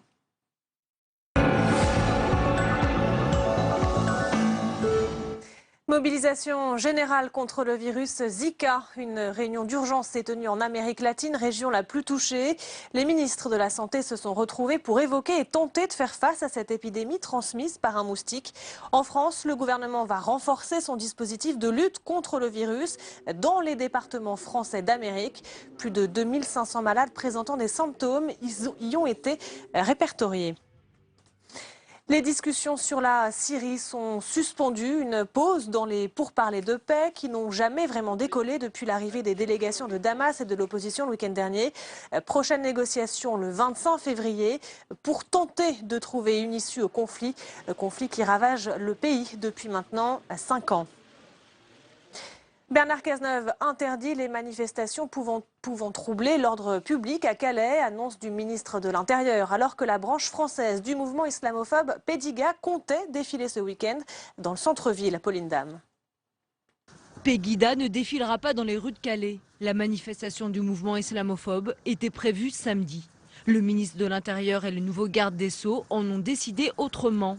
J'ai demandé à la préfète du Pas-de-Calais de procéder à l'interdiction de toutes les manifestations, quels que soient leurs organisateurs, qui sont susceptibles d'occasionner des troubles à l'ordre public, de telle sorte à éviter dans cette ville des affrontements qui n'ont pas lieu d'être, dont la ville n'a pas besoin. Rassurer des élus en quête de fermeté.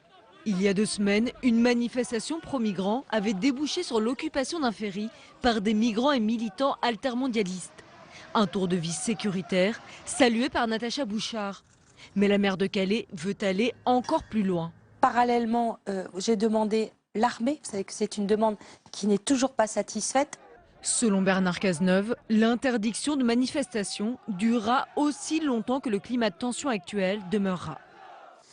À 2 jours du début de l'examen à l'Assemblée de la réforme constitutionnelle, le gouvernement cherche à apaiser. Face à la pression de députés socialistes, il aurait supprimé la référence à l'apatridie dans l'article concernant la déchéance de nationalité.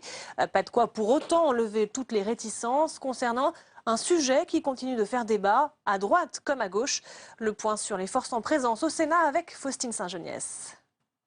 C'est le serpent de mer qui pourrit le débat sur la révision constitutionnelle ces derniers mois, la déchéance de nationalité. Et au Sénat, la majorité des 3/5 en congrès espérée par François Hollande semble de plus en plus difficile à obtenir. On ne réécrit pas la Constitution pour régler les problèmes internes au PS.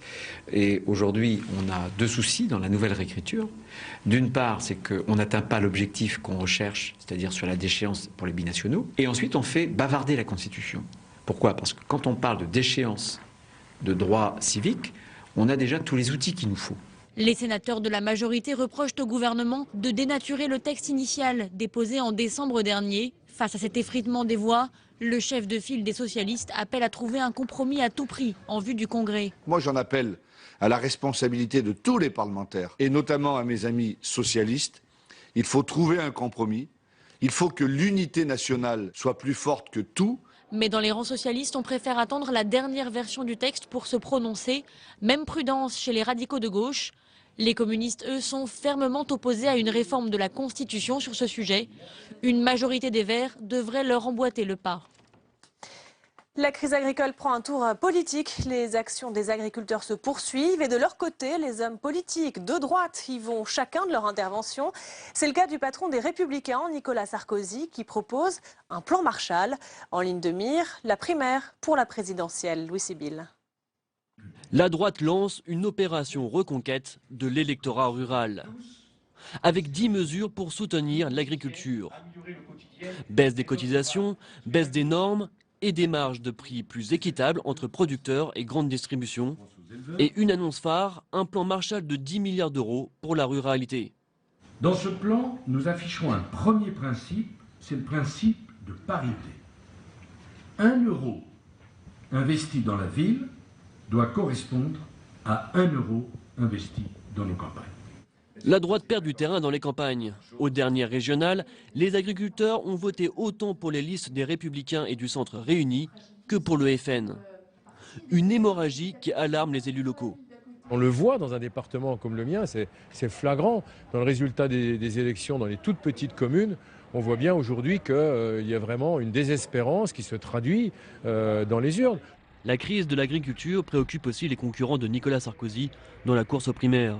Bruno Le Maire a exigé des mesures d'urgence dans un courrier envoyé à François Hollande, un courrier signé par 93 parlementaires. Alain Juppé, lui, s'est rendu aujourd'hui en Ille-et-Vilaine pour s'entretenir avec des représentants du monde agricole. On termine avec cette image du Modern Express, enfin arrivé dans le port de Bilbao en Espagne. Échoué au large des côtes françaises pendant une semaine, il a été rapatrié malgré des vents très forts et une mer agitée. C'est la première fois que des manœuvres de cette ampleur impliquant un tel navire étaient organisées dans le port, l'un des plus grands de la façade atlantique espagnole.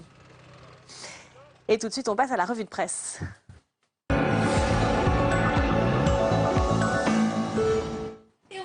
ensemble les unes de vos quotidiens et hebdo. Et on va commencer, Sophie, avec Libération et une choc. Oui, celle de François Hollande, l'image de François Hollande barrée d'un stop, référence au débat sur la déchéance de nationalité. Visiblement, Libé n'en peut plus. Le projet de réforme, explique le journal, commence à exaspérer à gauche comme à droite. Une mesure inefficace qui pourrit le débat, selon Libé. La une du Figaro, presque sur le... Oui, qui va dans le même sens. Oui, le Figaro qui titre tout haut ce que certains commencent à penser tout bas. Ce fameux congrès de Versailles aura-t-il lieu, s'interroge le quotidien, pour qui les chances du gouvernement d'adopter la réforme s'amenuisent de jour en jour. L'éditorialiste Yves Tréhard ne s'y trompe pas. Le roi, comprenez François Hollande, est en grand danger. Il pourrait bien se retrouver nu. Nicolas Sarkozy continue de dédicacer son livre et il fait la une des Échos demain. L'ancien président plaide pour un contre-choc fiscal massif et promet pas moins de 25 milliards de baisse d'impôts, et ce, dès l'été 2017. Privatisation, fonctionnaires, retraite, dépenses. Les Échos vous livrent le plan choc de Nicolas Sarkozy. Les hebdos à présent, Sophie, avec la une du Point. Et ce titre, la gauche, Finkielkraut, en référence au philosophe souvent qualifié de réactionnaire, un qualificatif également attribué au Premier ministre. Selon l'hebdomadaire, il serait l'incarnation d'une gauche en train de muter. Pour en savoir plus sur ce parallèle entre les deux hommes, retrouvez le dossier du Point en kiosque demain. Le gouvernement est également à la une de l'Obs avec la ministre de l'Éducation. Najat Vallaud-Belkacem et ce titre, l'école défiée par la religion. L'hebdomadaire a mené l'enquête et selon lui, de plus en plus d'élèves opposeraient leurs convictions religieuses aux enseignements universels. L'Obs publie une enquête sur ce phénomène et donne la parole à la ministre de l'Éducation, alors que certains professeurs se trouveraient déboussolés face à des adolescents dévots. Merci beaucoup, Sophie. À demain. À demain. Avec plaisir. Tout de suite, c'est l'entretien pour aller plus loin.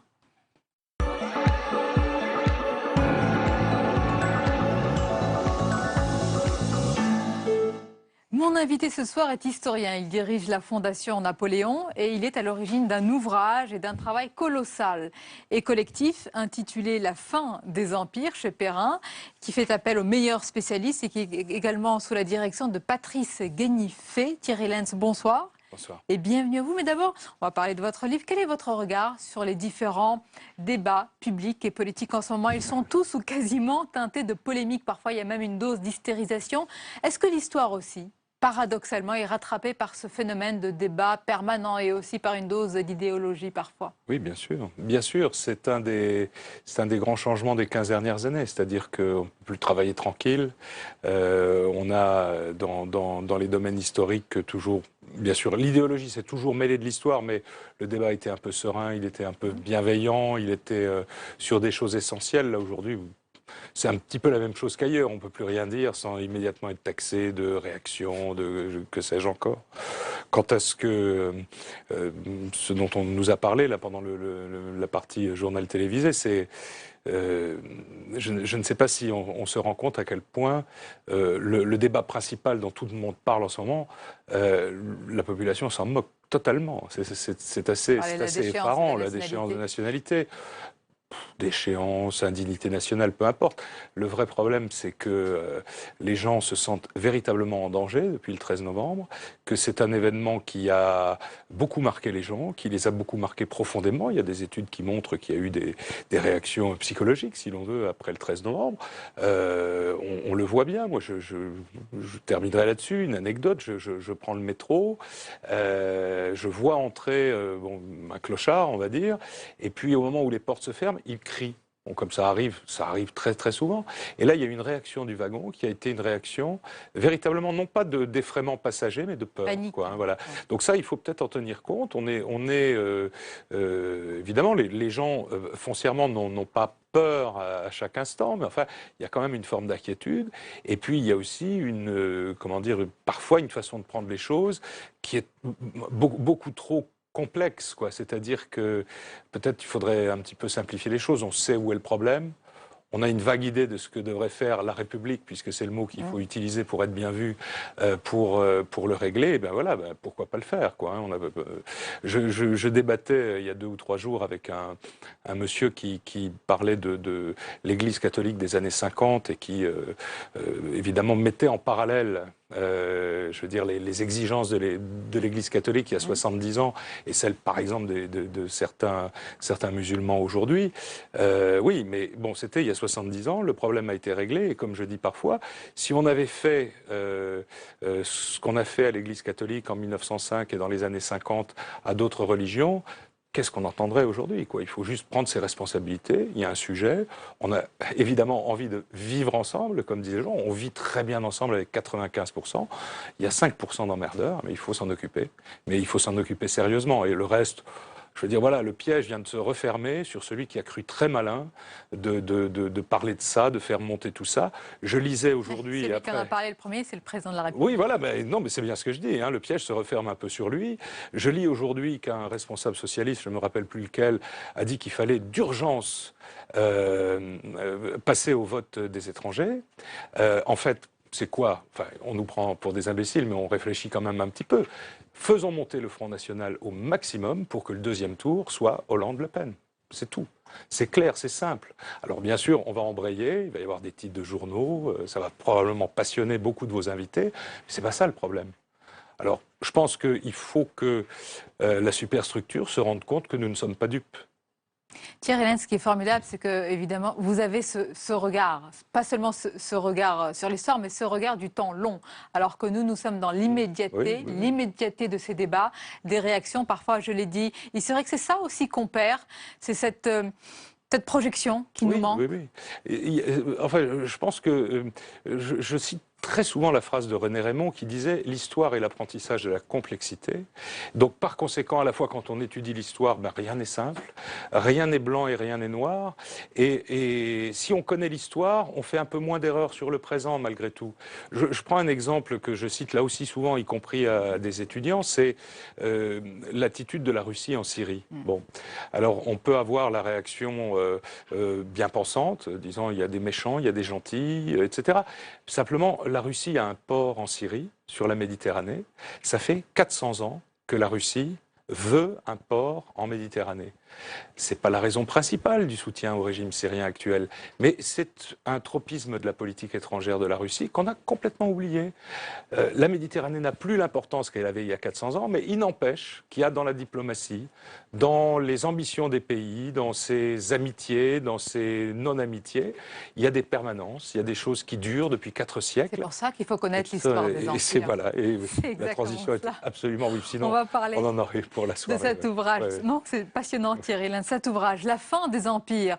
Tout empire périra, écrivait, évidemment, on connaît la phrase, Jean-Baptiste Durosel. Vous êtes d'accord avec cela, ou en tout cas le livre va dans ce sens, tout empire est voué à disparaître? Alors, les 20 empires dont nous avons parlé là ont péri, mais ils ont évidemment tous péri, même ceux qui n'ont pas été traités, enfin l'empire du Bénin, etc. On ne pouvait pas tous les traiter, on a pris les 20 plus emblématiques, plus voilà, parlant, en essayant de se concentrer sur la fin, parce que un des risques, mais bon, qui n'a pas bien sûr été réalisé avec la qualité des auteurs que nous avons, c'est que c'est d'essayer de définir l'empire et de tirer des règles. En réalité, on a fait le contraire, c'est-à-dire qu'on s'est dit, les empires sont très divers, ils sont très divers géographiquement, ils sont très divers dans leur durée, ils sont divers dans le temps, ils sont divers dans leur façon de fonctionner. Ils ont un point commun, comme vous et moi, c'est la fin. Et donc pas de théorie des empires, ça c'est important. Pas de théorie des empires, parce que l'histoire nous apprend que, encore une fois, ils n'ont pas tous la même forme. Parfois, certains dépendent uniquement de l'empereur. Alexandre le Grand, Napoléon. Parfois d'autres dépendent de leurs finances. L'Empire aztèque s'effondre parce qu'il ne peut plus nourrir sa population. Et puis, parfois certains sont immenses, l'Empire chinois. Et parfois d'autres sont tout petits, Constantinople à la fin. Mais on va prendre des exemples pour les téléspectateurs. Mais vous dites, et c'est le titre du livre, La fin des empires. Est-ce qu'il peut y avoir une renaissance? C'est peut-être actuel. Je pense à ce qui se passe en ce moment en Chine. Oui, bien sûr. On a beaucoup parlé de l'empire autrefois chinois. Il se passe beaucoup de choses en ce moment, notamment en mer de Chine. Est-ce qu'il peut y avoir une forme, alors, je ne sais pas s'il faut dire retour de l'impérialisme? Est-ce que c'est le cas? Alors, il y a une ambition impériale qui, là aussi, fait partie des permanences. Je dirais que même la France a aussi parfois une ambition impériale dont elle n'a plus les moyens, mais elle conserve quand même... Mais là, il se trouve qu'on est face à une puissance dont on croyait qu'elle était finie au début du XXe siècle, qui effectivement a subi tous les chocs, à la fois les siens propres, mais ceux de la Deuxième Guerre mondiale et de l'après-guerre, et puis qui finalement renaît et qui, comment dire, se réinvestit son ambition impériale.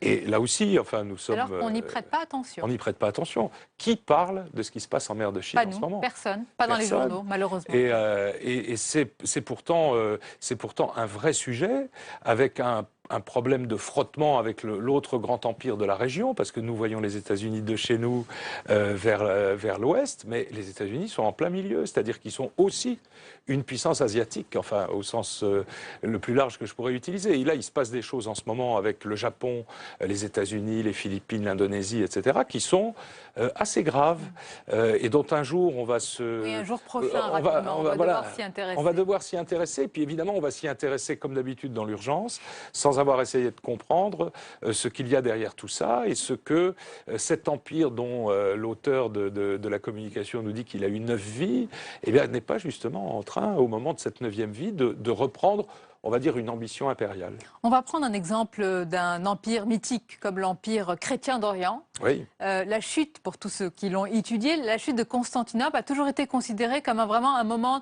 de bascule dans l'histoire où tout a périclité. Mais est-ce que c'est vraiment le cas, par exemple, pour cet empire-là? Alors, la communication là, que nous publions montre que, au fond, on situe ça en 1453, le 29 mai, mais enfin j'ai lu le livre, donc le ça 29 va. Mai, oui. Et donc, mais en réalité, la chute de l'Empire, elle était inscrite dans une situation qui avait 2 siècles, voire 3. C'est-à-dire que cet empire chrétien d'Orient est en réalité une peau de chagrin, et une peau de chagrin qui a succombé, on va dire, à la fois à sa propre faiblesse et à l'appel de son pire ennemi. C'est-à-dire que pour résister aux Serbes, les Byzantins ont appelé au secours les Turcs. Les Turcs se sont installés à l'est, à l'ouest, puis tout à coup, qu'est-ce qui restait au milieu? La ville de Constantinople, on va dire quelques dizaines de kilomètres carrés, et effectivement, le dernier combat est mythique, les flots de sang, oui. Constantin qui meurt sur les remparts. Mais vous dites que l'Empire est mort presque d'épuisement bien avant. Exactement, c'est un empire qui est mort, pas même de sa belle mort, il est mort, comme on disait à une époque, après une longue et douloureuse maladie. Les empires, Thierry Lenz, dont on parle le plus et qu'on connaît nous le plus dans le grand public, c'est l'empire d'Alexandre le Grand, oui. C'est l'empire, évidemment, que vous connaissez si bien, de Napoléon, et d'autres, c'est l'empire du Reich.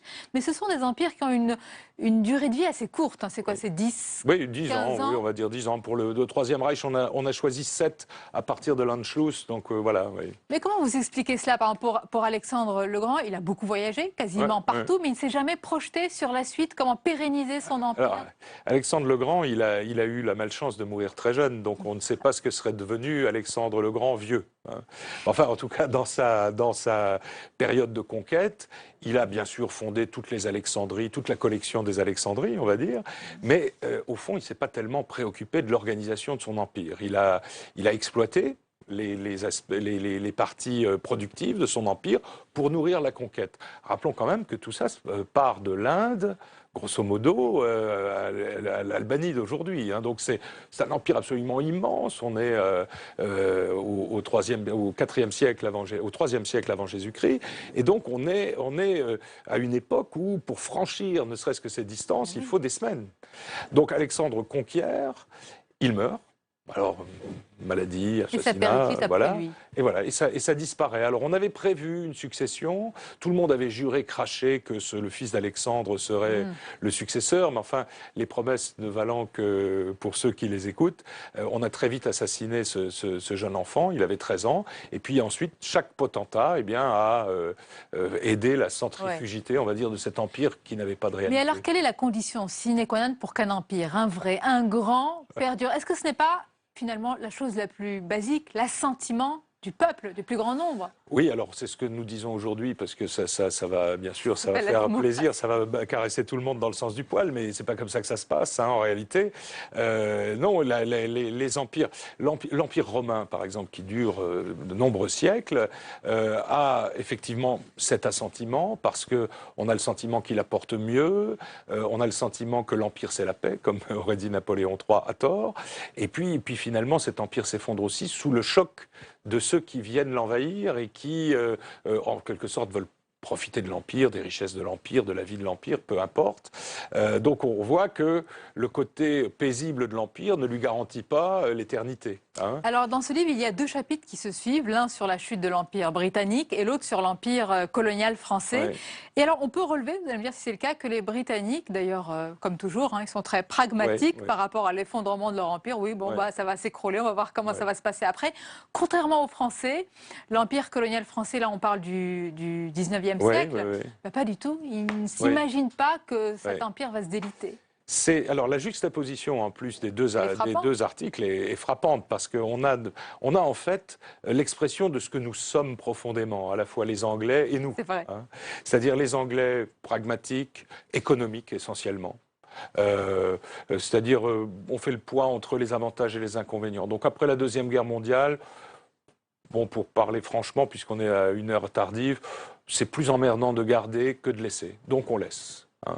Et puis du côté parce que la colonisation a été assez froide, hein, sans du tout j'apporte la civilisation, j'apporte le modernisme, etc. Les Anglais sont absolument pas aussi compliqués. Puis de l'autre côté, on a à la même époque l'empire colonial français qui s'effondre dans les larmes. Avec un attachement affectif, avec une aventure coloniale, comme on disait à l'époque, avec une espèce de romantisme de la colonisation qui, effectivement, a vu se déplacer à la fois des métropolitains, mais d'autres coloniaux changeant de colonie, etc., avec une vraie attirance pour le pays, avec une attirance pour les cultures, avec toutes les erreurs qui sont commises aussi, bien sûr.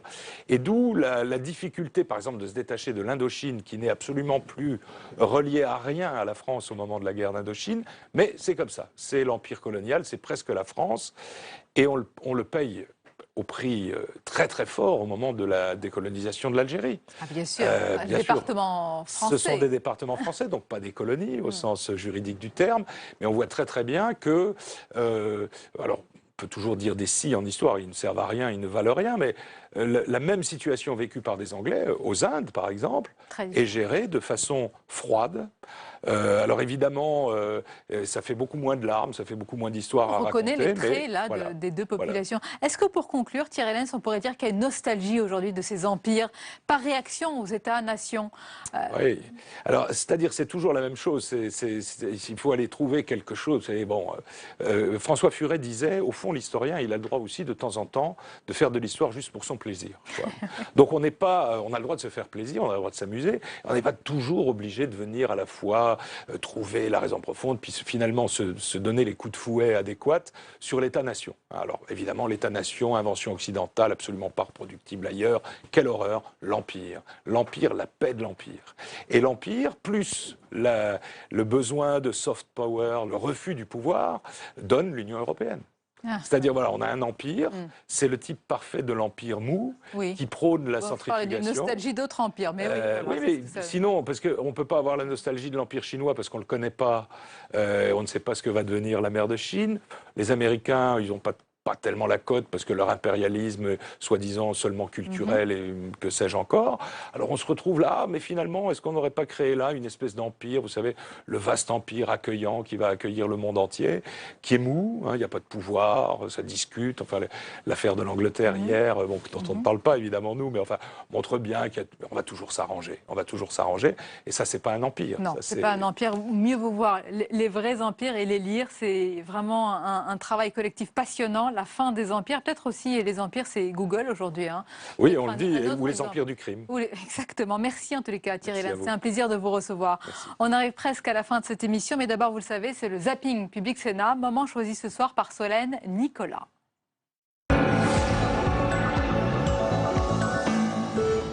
Dans le texte qui a été pré-présenté ce matin, d'avant-projet de loi, figure ou non cette référence à la patrie. Je vous ai répondu. Ça veut dire que ça n'est pas tranché? Est-ce que, Louise Baudet, vous pouvez aussi me poser la question de savoir si ça vous intéresse de savoir ce que je vous ai dit? Ah non, mais ça, on a bien compris. On a pris en note, c'est très intéressant. Bien compris, mais après, on a juste une question simple. Vous avez juste une question auquel j'ai répondu. Je n'irai pas au-delà. Vous ne pouvez pas répondre, en fait. Alors, on va se mettre bien d'accord. Je vous ai donné l'ensemble de ce qui a été présenté ce matin. Des gens qui ont porté atteinte, qui ont porté le fer et le feu, qui ont tué des enfants dans notre pays, est-ce qu'on peut leur enlever leur carte d'identité? Franchement, c'est pas la pire punition. Donc vous, si vous étiez parlementaire, vous voteriez sans état d'âme? Moi, je le voterais.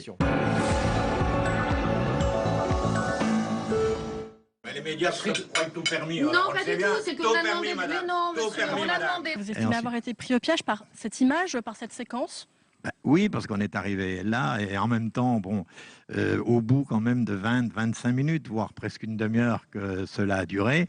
Je crois que M. Cambon, qui était l'organisateur, s'est un petit peu fâché, mais même nous aussi, si elle nous avait carrément posé des questions, je crois, sur quel était notre point de vue sur ce sujet-là, nous nous serions tous exprimés, mais arrivé comme ça, et puis presque pas très poli par rapport aux personnes qui étaient autour de la table.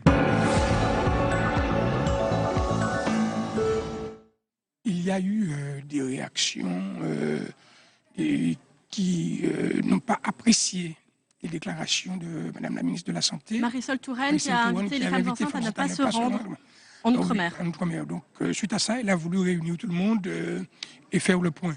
Donc, elle a expliqué qu'il y a peut-être une mauvaise intention, une mauvaise interprétation de ce qu'elle a dit, de ce qu'elle a voulu dire, mais il n'était pas question pour elle, effectivement, de faire croire que les Outre-mer étaient particulièrement dangereux. Bon.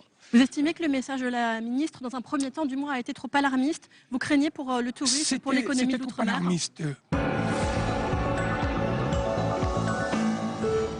On entendait le sénateur juste à l'instant qui disait surtout pas de panique. C'est vrai, pas de panique? Oui, je suis assez d'accord avec lui. Je pense que c'est un message qui m'apparaît très raisonnable. Je ne vois pas pourquoi on paniquerait plus sur le Zika que sur la dengue, par exemple, qui tue régulièrement des enfants, y compris aux Antilles. Selon le SCAN c'est un site internet, vous seriez employé par votre suppléant. Oui. Vous confirmez? Oui, oui, complètement. Oui. Ce n'est pas un secret. Oui. J'ai démissionné le 11 janvier. Jean-François Rapin a échangé avec moi. Les situations ne sont pas simples. Et en plus, il recherchait quelqu'un pour transmettre les dossiers. Il m'en a fait la demande. Et effectivement, je suis son assistante depuis le 14 ou 15 janvier dernier. Vous ne voyez et je pas là l'accompagne. de problème spécifique? De problèmes spécifiques, écoutez, j'ai encore travaillé avec lui ce matin sur des dossiers bien précis pour l'accompagner dans sa mission. Ouais. À un moment donné, si les élus n'ont plus le droit non plus à des fonctions... Assistante parlementaire, vice-présidente de région, il n'y a pas de contradiction? S'il y en avait une, on l'interdirait. Et on arrive à la fin de cette émission. Merci de votre fidélité. Vos autres rendez-vous, c'est demain, Territoire d'Info. L'invité, c'est le secrétaire d'État au sport, Thierry Braillard. Quant à moi, je vous retrouve à 22h pour 1h30 de débat, décryptage. Et puis le grand entretien demain, ce sera l'avocat, Maître Georges Kiechman, pour parler notamment de la déchéance de la nationalité. Merci encore. Belle et douce fin de soirée en notre compagnie.